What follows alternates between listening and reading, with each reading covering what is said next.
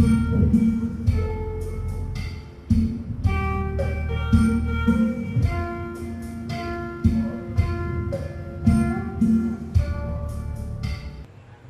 người nam đầu tiên lùi chân trái một bước.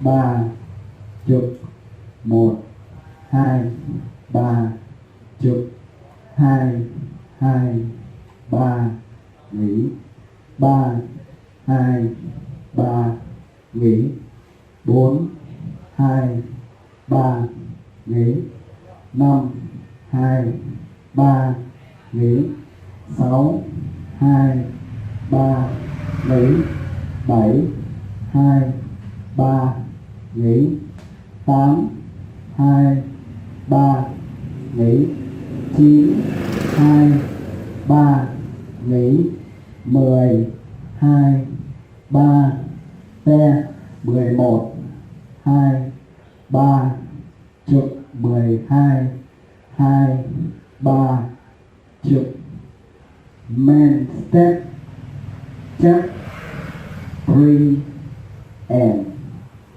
1 2 3 and 2 2 3 and 3 2 3 and 4 2 3 and 5 2 3 and 6 2 3 and 7 2 3 and 8 2 3 and 9 2 3 and 10 2 3 and 11 2 3 and 12 2 3 and. Bước người nam đầu tiên để 3 chân trái một bước. 3 chục tiến phải 3 bước. 1 2 3 chục tạt ngang trái lùi ra sau nghỉ tại chỗ.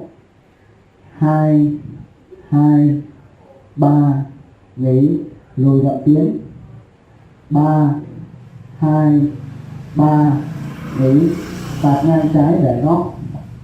4 2 3 nghỉ lùi phải dậm tiến. 5 2 3 nghỉ tương tự tạt ngang bẻ góc. 6 2 3 nghỉ tương tự lùi phải. 7 2 3 nghỉ. 8 2 3 nghỉ lùi phải dậm tiến. 9 2 3 nghỉ. Lúc này người nam sẽ đẩy nữ xoay dưới tay nghiêng te. Người nam tiến trái một bước là 10, tạt ngang chân phải là 2, bước dài chân trái ngang te te, cho nữ xoay trở về dậm chân phải. 11 2 3 đón nữ chụp lại tiến trái ra sau. 12 2 3 chụp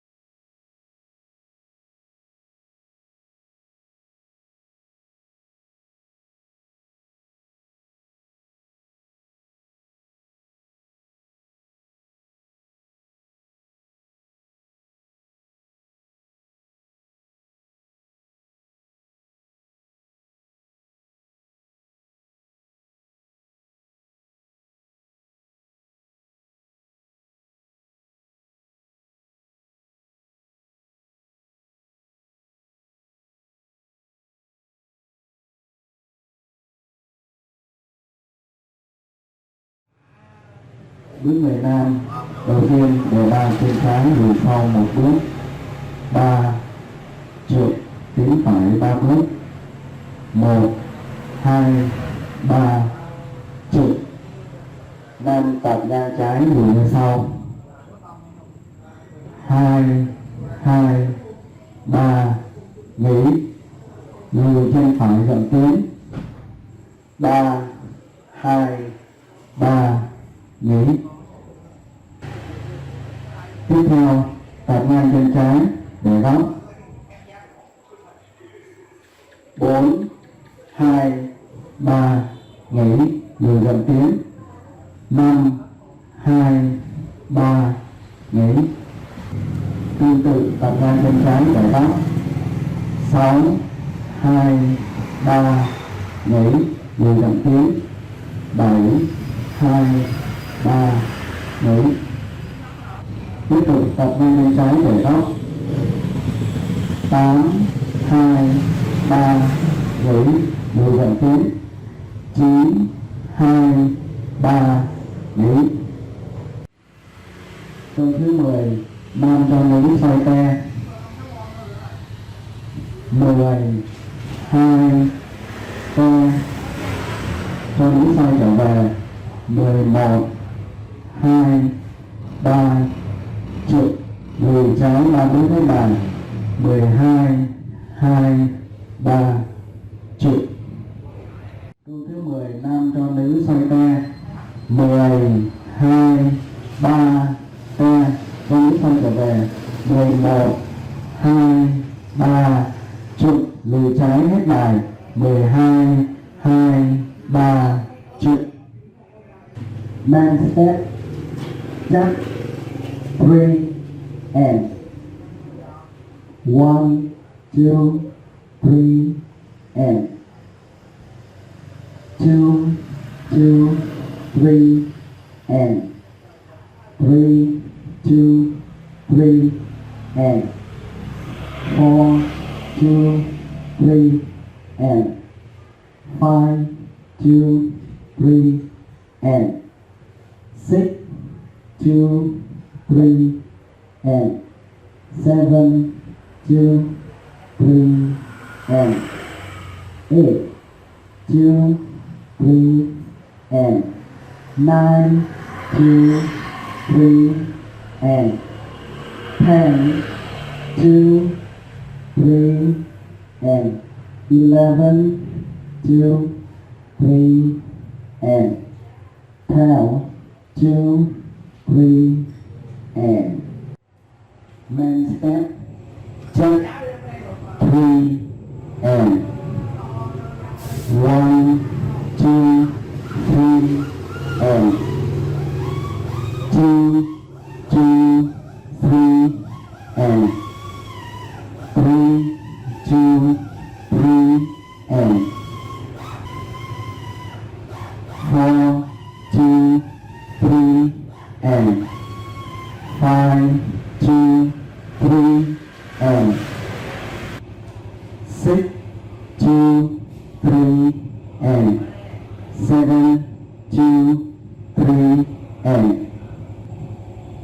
8 2 3 and 9 2 3 and 10 2 3 and 11 2 3 and 12 2 3 and